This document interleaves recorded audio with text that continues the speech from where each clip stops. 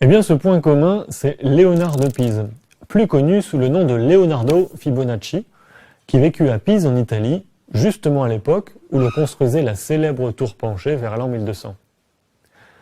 Fibonacci était un grand mathématicien. C'est lui qui ramena en Europe les chiffres arabes, et notamment le chiffre 0, pour remplacer les nombres romains. Dans un de ses livres, il s'amuse à examiner la vitesse de reproduction des lapins. Si l'on met un couple de lapins dans un enclos, combien en a-t-on au bout d'un an? Il suppose qu'un couple de lapins ne s'accouple que s'il est âgé d'1 mois ou plus, que la période de gestation est de 1 mois, et qu'à chaque fois naissent un mâle et une femelle. On commence le premier mois avec un couple de lapins nouveau-nés. Le deuxième mois, ce couple s'accouple et donne naissance le troisième mois à un deuxième couple. Le quatrième mois, le premier couple donne naissance à un troisième couple.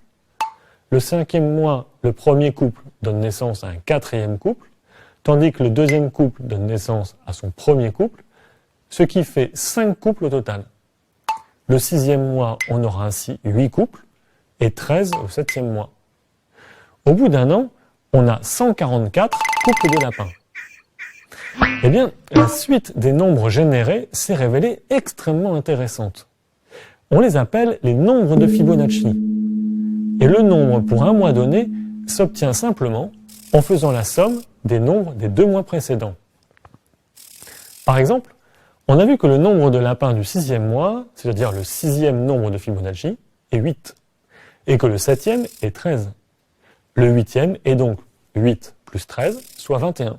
Le suivant est 21 plus 13, soit 34. Et ainsi de suite. Et il existe une infinité de nombres de Fibonacci, car on ne s'arrête pas à l'ordre 12, comme dans le problème initial. Mais qu'est-ce que ces nombres ont de si particulier? Eh bien, on les retrouve très souvent dans la nature. Par exemple, les écailles d'un ananas s'enroulent en 2 spirales qui tournent en sens inverse. Si l'on compte ces spirales, on en trouve 8 dans un sens et 13 dans l'autre. 2 nombres de Fibonacci consécutifs. Même chose pour les pommes de pin. Dans la fleur de tournesol, ce sont les graines qui sont disposées en double spirale, et on trouve aussi 2 nombres de Fibonacci consécutifs, par exemple 34 et 55. Pourquoi? Bien, les scientifiques n'ont pas encore aujourd'hui toutes les réponses, mais ils ont des pistes.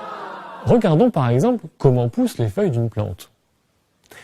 Après qu'une première feuille est poussée, où va se placer la deuxième feuille? Si elle se place immédiatement au-dessus de la première, elle lui fait de l'ombre et la première feuille va dépérir. Si elle se place à l'opposé, le problème se répétera pour la troisième feuille, qui tuera la première.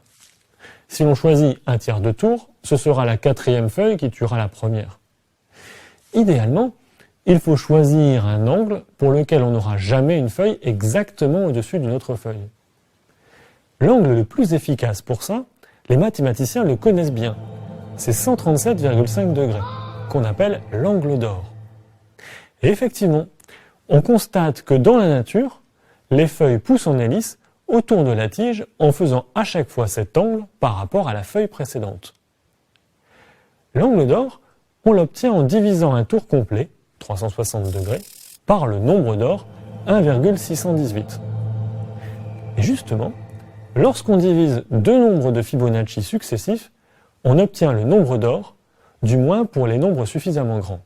Ces relations mathématiques entre les nombres de Fibonacci et l'angle d'or, et de nombreux autres qui en découlent mathématiquement, pourraient expliquer le nombre de spirales des graines de fleurs ou des écailles de fruits et le nombre de feuilles par tour autour de la tige d'une plante.